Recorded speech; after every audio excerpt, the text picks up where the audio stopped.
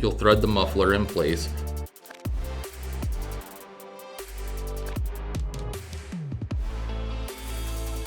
followed by the suction pipe on the intake manifold beneath the exhaust.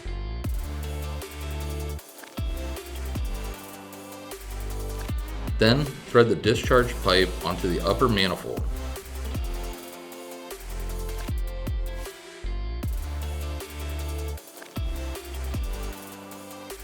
Connect the air line,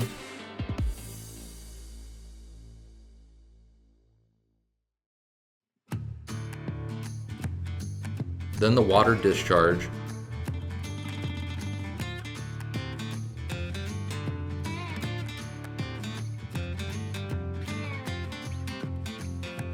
and finally the water intake or suction to the pump. Doing these in any other order could cause the operator and work area to get wet should the air valve accidentally be turned on. Once the lines are hooked up, open your suction line, priming the pump, and turn on the air slowly.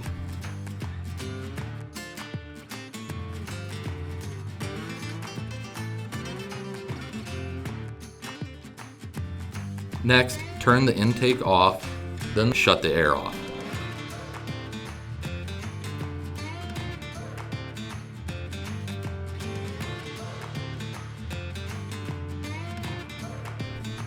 The pressure gauge should show a steady needle if the pump is sealing properly.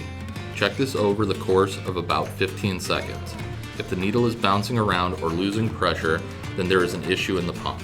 Next, after primed, open your suction line and the air back on. Then turn off the discharge side to create a deadheading situation.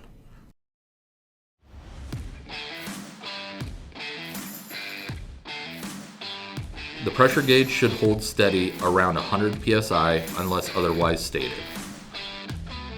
Next, remove the muffler and hold the blow-by gauge up to the exhaust for 15 seconds. There should be no reading of air moving through the gauge, again indicating a proper seal.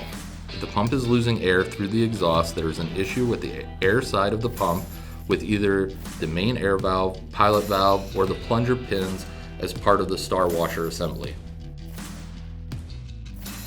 Next, reinstall the muffler and allow enough air through the pump to shift the diaphragm rod to the other chamber and repeat this test.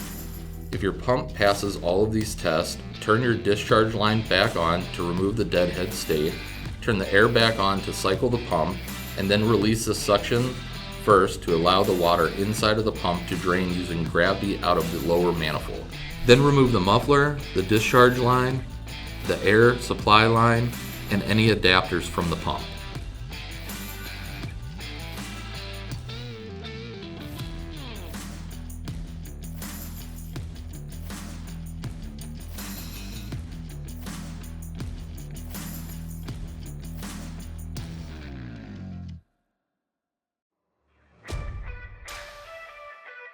Flip the pump upside down and rock it back and forth to continue to drain any water, then use the compressed air to blow off any remaining water.